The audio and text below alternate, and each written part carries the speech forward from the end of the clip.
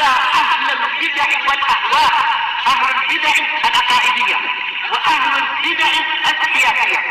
Ana aqul bainana wa bainakum al-salaf, bainana wa bainakum al-kutub, kana fayakul al-bid'ah bainana wa bainakum.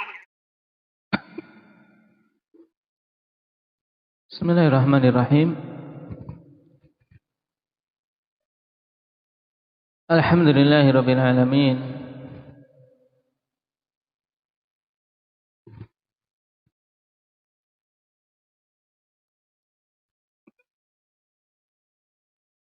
Alhamdulillah wassalatu wassalamu ala Rasulillah wa ala alihi wa ashabihi wa mawalah, amma ba'd. Pembahasan yang lalu kita telah masuk pada penghalang-penghalang dari menghasilkan ilmu. Sudah selesai kah? Sampai nomor keberapa? Baru mengambil dua penghalang. Yang pertama, banyaknya kesibukan dan hal-hal yang memalingkan. Kemudian yang kedua, kesombongan. Dan ini penghalang pokok, ikhwan, dari penghalang-penghalang yang ada, dan juga ditambahkan dari apa? Ditambahkan untuk apa yang disebutkan dalam risalah yang kita baca, Awaiqut Thalab. Kita masuk pada poin yang ketiga. Saytaratus syahawati wal hawa. Berkuasanya syahwat dan hawa nafsu. Dan ini bukan hanya penghalang dari menghasilkan ilmu, akan tetapi penghalang dari keseluruhan kebaikan. Ketika hawa nafsu telah menguasai dan syahwat telah mendominasi. Qala Ibnul Qayyim rahimahullah, qad yatahassalu lahu al-ilmu al-matlubu wal-ilmu bi tariqihi, walakin fi qalbihi iradatun wa syahawatun tahulu bainahu wa baina qasdi hadzal matlubin nafi'i wa suluki tariqih. Fakullama aradahu i'taradathu tilka syahawatu wal iradat wa halat bainahu wa bainal qasdil matlub. Kata Ibnul Qayyim rahimahullah, terkadang dia bisa menghasilkan ilmu yang dicari. Nah, dan ilmu dengan jalannya itu.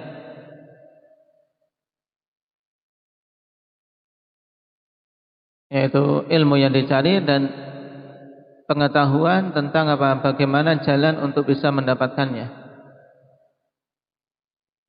Akan tapi di dalam hatinya itu ada syahwat. Dalam hatinya ada hawa nafsu yang menghalangi antara dia dengan maksud yang dia cari. Taib tahulu bainahu wa baina qasdi hadzal matlubin nafi'i wa suluki tariqih. Ada syahwat di hatinya yang menghalangi dia dengan apa? Dengan adanya keinginan untuk bisa mencapai tujuan yang bermanfaat ini dan untuk menempuh jalannya. Dan ini sangat banyak, ikhwan. Banyak para penuntut ilmu yang mungkin mendapatkan atau memiliki, menghasilkan sebagian ilmu dan tahu jalannya. Tapi di sana ada syahwat dan keinginan-keinginan yang menghalangi. Dipalingkan. Taib.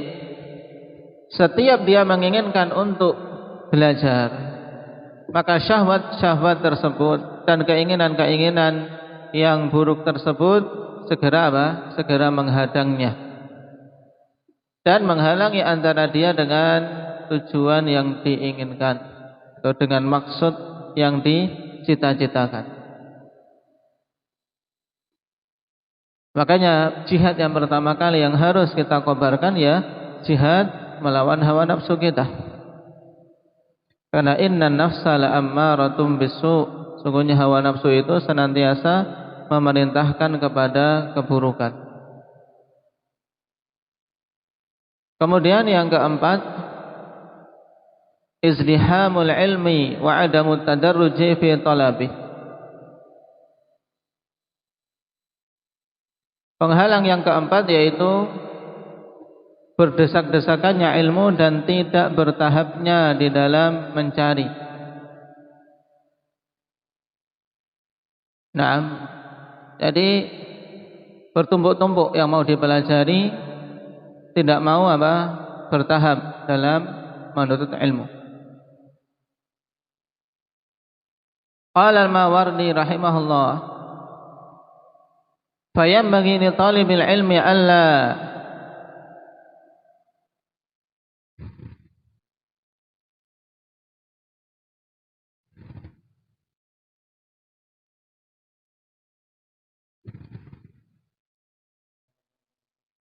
ألا يني في طلبه. Seperti pada ayat wala taniya fi dzikri. فينبغي لطالب العلم ألا يني في طلبه وينتهز الفرصة به فربما شح الزمان بما سمع وظن بما منح ويبتدئ من العلم بأوله ويأتيه من مدخله. Kata Imam Al-Mawardi rahimahullah ta'ala dalam Adabud Dunya Waddin, seyogyanya bagi penuntut ilmu alla yaniya fi talabih, untuk tidak berlambat-lambat dalam mencarinya.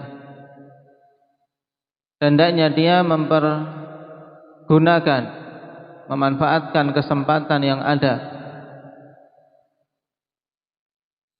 Karena bisa saja waktu menjadi begitu bakhil dengan apa-apa yang dia dengar. Dalam artian apa? Tidak ada waktu lagi. Waktu diibaratkan di sini syahhaz zaman. Naam, yaitu menjadi bakhil, yaitu waktunya begitu sempit. Tidak ada kesempatan untuk kita. Maka kapan ada kesempatan segera dipergunakan. Baik. Demikian pula waktu tidak cukup untuk apa? Untuk kita gunakan dalam meraih apa yang mau dicari. Karena waktu modal utama kita, ya ikhwan fillah. Tanpa ada kesempatan, tidak akan mungkin kita bisa mendapatkan apa-apa. Makanya manfaatkan waktu tersebut.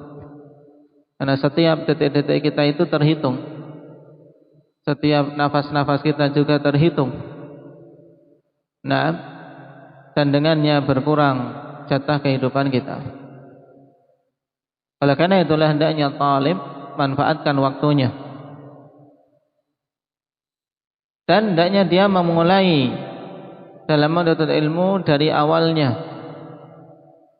Wa ya'tihi min madkhali, dan dia mendatangi dari pintu masuknya, bukan dari arah yang lain, tapi tempuh jalur yang benar. Wala yatashaghalu bi talabi ma la yadurrul jahlu bihi fayamna'uhu dzalika min idraki ma la yas'uhu jahlu. Ini juga penting, karena terkadang seorang semangat tapi tidak diarahkan pada perkara yang sebenarnya dia butuh sekali untuk mempelajarinya, tapi dia sibukkan dengan hal yang lain. Perhatikan, wala yatasyaghal, dan hendaknya seorang penuntut ilmu tidak menyibukkan diri dengan menuntut perkara yang kejahilan terhadap perkara itu tidak bermandarat darinya, tidak bermandarat untuknya. Itu jangan menyibukkan untuk mempelajari hal-hal yang kalau kita jahil tentangnya tidak bermadarat. Nah, fa yamna'uhu dzalika min idraki ma la yas'uhu jahlu, sehingga menghalangi kesibukan dia dengan ilmu yang sebenarnya kurang bermanfaat tadi. Menghalangi apa? Menghalangi dari mengetahui hal-hal yang kita sebenarnya tidak boleh jahil tentangnya. Seperti misalnya khanifillah, seseorang mendalami syair misalnya, mendalami ilmu syair, ilmu arud. Nah, berdalam-dalam dalam sastra, padahal dia belum mempelajari akidah yang benar, belum mempelajari masalah keimanan. Ini, nah, akan apa? Akan terluputkan darinya kebaikan yang banyak. Karena sibuk dengan perkara yang sebenarnya kalau kita jahil darinya tidak bermanfaat. Seorang tidak bisa bersyair, tidak masalah. Tapi kalau dia tidak memiliki akidah yang benar, ini masalah. Setelah seseorang mempelajari Arabiyah, mempelajari bahasa Arab dan mampu memahami khitab, ikhwan, mampu memahami apa? Memahami perkataan. Itu kadar dasar yang harus dimiliki oleh seorang talib jika dia ingin berkembang, yaitu apa? Harus mampu mengambil bagian dari bahasa Arab di mana dia mampu memahami khitab, mampu memahami apa? Perkataan yang ditujukan kepadanya, sehingga dia mampu memahami Al-Quran, memahami As-Sunnah, memahami kalam para a'immah, kalam salaf. Dan ini sesuatu yang diharuskan bagi siapa saja yang menginginkan untuk betul-betul mendalami ilmu din. Karena bagaimana dia bisa memahami agama secara kokoh kalau tidak memahami perkataan Allah Subhanahu wa ta'ala dan Rasulnya. Nah,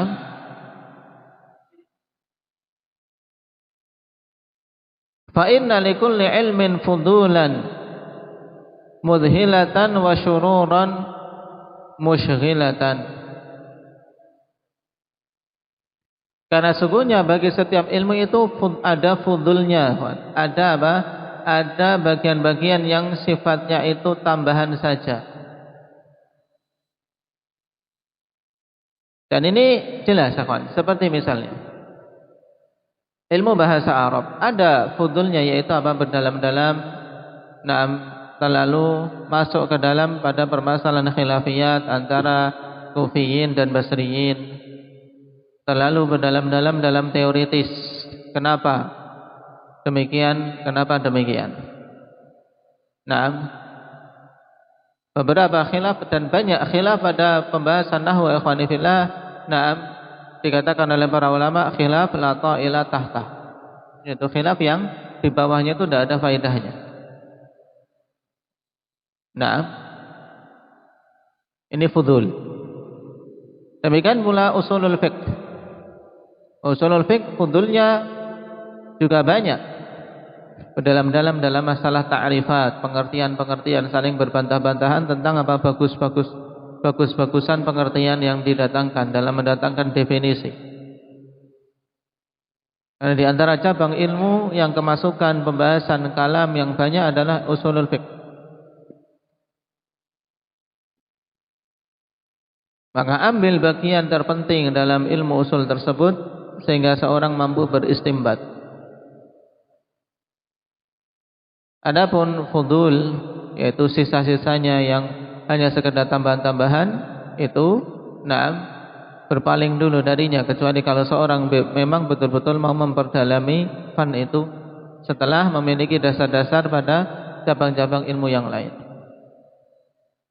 Nah, ini penting untuk diperhatikan. Fa inna likulli ilmin fudulan mudhilatan, yang mencengangkan, yaitu ada hal-hal tambahan yang kurang bermanfaat yang mencengangkan karena saking banyaknya.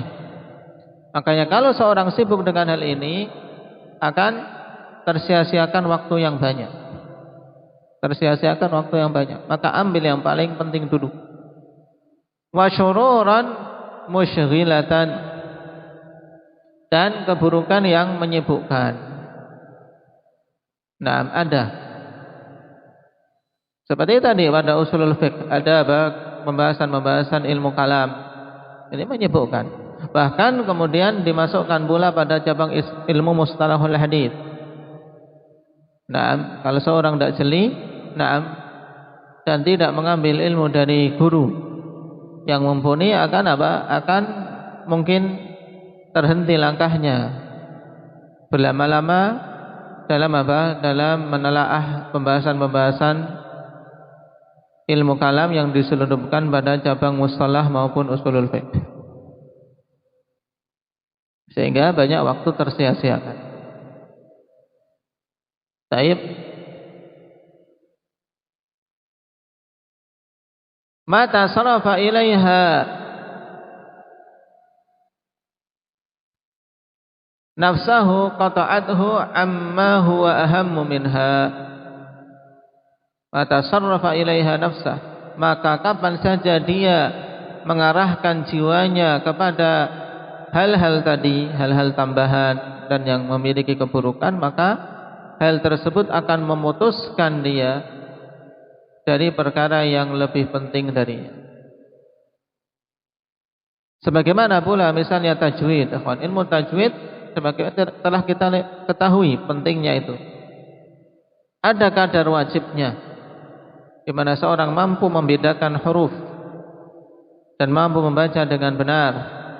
Tapi juga ada kadar fudulinya, di mana seorang terlalu berdalam-dalam, sehingga takalluf, sampai tingkatan takalluf padanya.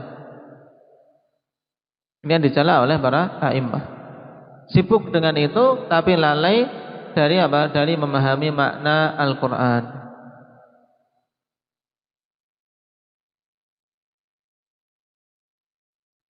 Kemudian yang kelima, at-ta'assub al-maqit.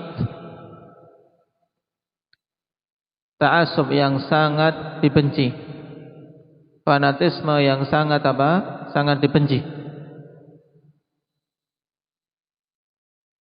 Atau diistilahkan fanatisme buta.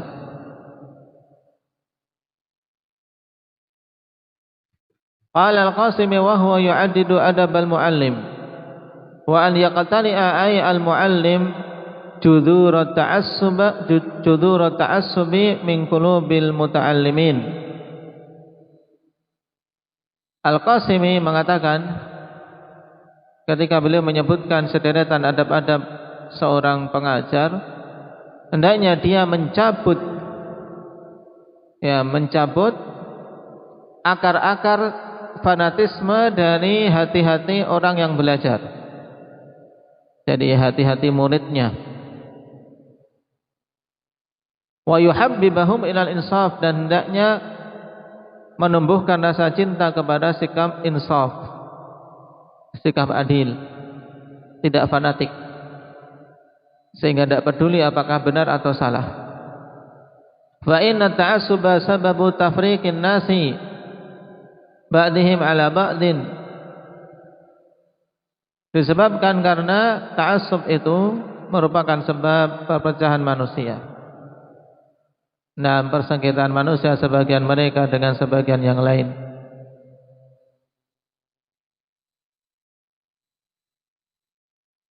Wa jadwatu hajbil uquli 'anil haqq, dan merupakan penutup akal, penutup akal yang akan menutupi dari kebenaran, sehingga akalnya tidak bisa berjalan dengan baik. Kenapa? Karena tertutup dengan ta'assub. Penghalang yang keenam, al-jahlu bituruqil musilati ilal ilm. Kejahilan terhadap metode-metode yang akan mengantarkan kepada ilmu. Ini juga penghalang. Qala Ibnu Al-Qayyim rahimahullahu taala, walakin aktsarun nasi ghalita fi tahsini hadzal matlubin nafi', imma fi adami tasawwurihi wa ma'rifatihi wa imma fi adami ma'rifatihi at-tariqal musilata ilaih. Fahadhani ghaltani sababuhumal jahlu. Kata Ibnul Qayyim, akan tapi kebanyakan manusia keliru dalam upaya menghasilkan apa yang dicita-citakan yang bermanfaat ini. Dan kemungkinannya kenapa kok sampai keliru? Dikarenakan dia tidak memiliki penggambaran yang benar, juga tidak memiliki pengetahuan. Atau kemungkinan yang lain, dia tahu penggambarannya secara benar, tapi apa? Tidak mengetahui pengetahuan bagaimana metode untuk mengantarkan kepadanya. Tahu itu bagus, tapi tidak punya apa? Metode yang benar. Tidak tahu jalannya bagaimana untuk menyampaikan ke sana. Naam. Dan kedua kekeliruan ini sebabnya adalah kejahilan. Maka kejahilan sumber semua keburukan. Jadi butuh seorang tahu bagaimana metode belajar yang benar. Butuh bertanya. Naam. Apabila ada hal-hal yang iskal, hafalan mana yang dikedepankan, kitab apa yang butuh dikedepankan untuk betul-betul dipelajari, dan seterusnya. Al-ba'ithu 'ala talab. Yang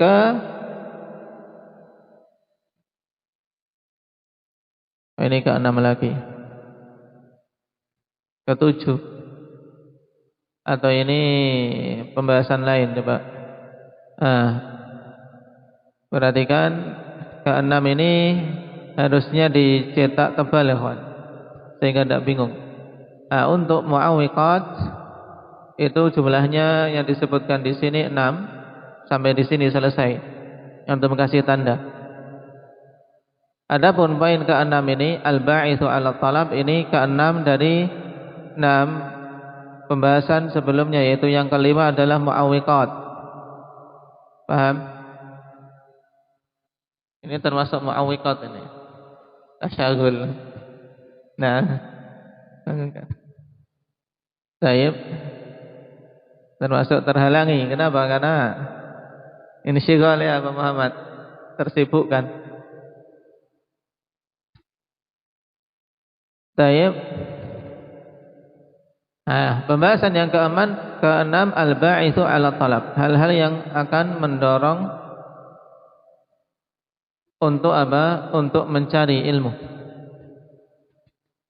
Apa yang menjadi pendorong untuk kita bersemangat? Qala al-Mawardi rahimahullah, wa alam anna likulli matlubin ba'itsan. Ketahuilah bahwasanya setiap perkara yang dicari itu ada pendorongnya.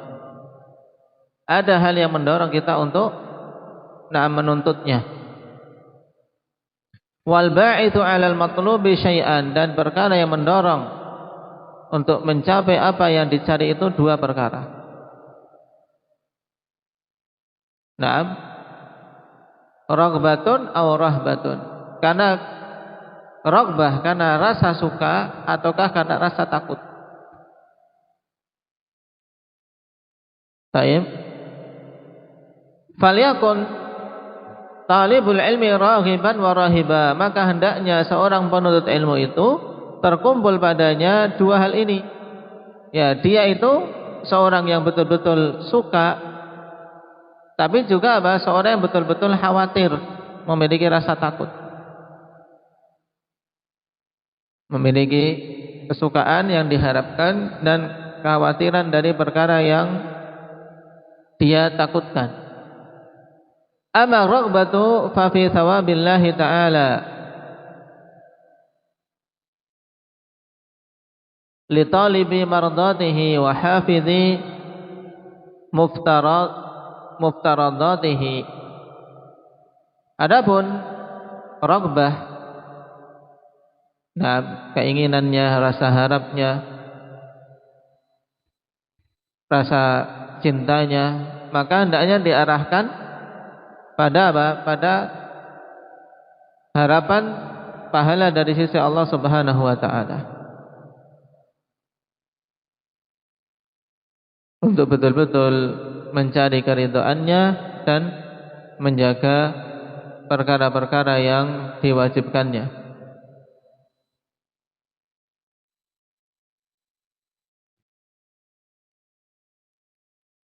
Jadi mengharapkan pahala dari Allah Subhanahu wa taala untuk orang-orang yang betul-betul mencari keridhaan dan menjaga kewajiban. Wa amar rahba, adapun rasa takut, rasa khawatir, maka apa yang dimunculkan untuk bisa menjadi dorongan yaitu khawatir fa min iqabillahi taala litariki awamirihi wa muhmili zawajirihi. Takut dari hukuman Allah Subhanahu wa taala terhadap orang-orang yang meninggalkan perintah-perintah Allah dan mengesampingkan ancaman-ancaman Allah Subhanahu wa taala. Fa idza istama'atir raghbatu war-rahbatu addata ila kunhil ilmi. Maka bila terkumpul padanya dua perkara ini yang menjadi pendorong utama seorang beramal pada amalan secara keseluruhan, termasuk diantaranya menuntut ilmu, rasa harap dan rasa takut. Kalau sudah terkumpul dua perkara ini, maka keduanya akan betul-betul mengantarkan kepada hakikat ilmu. Baik.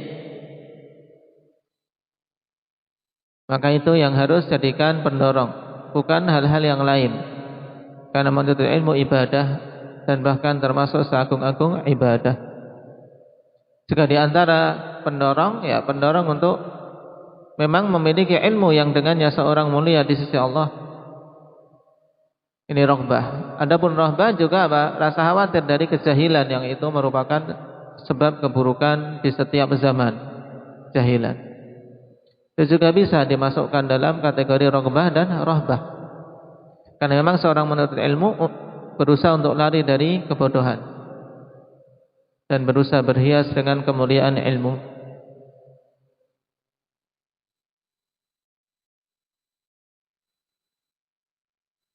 Tapi tetap harus tadi niatannya untuk mencari pahala dari Allah dan bisa selamat dari hukumannya.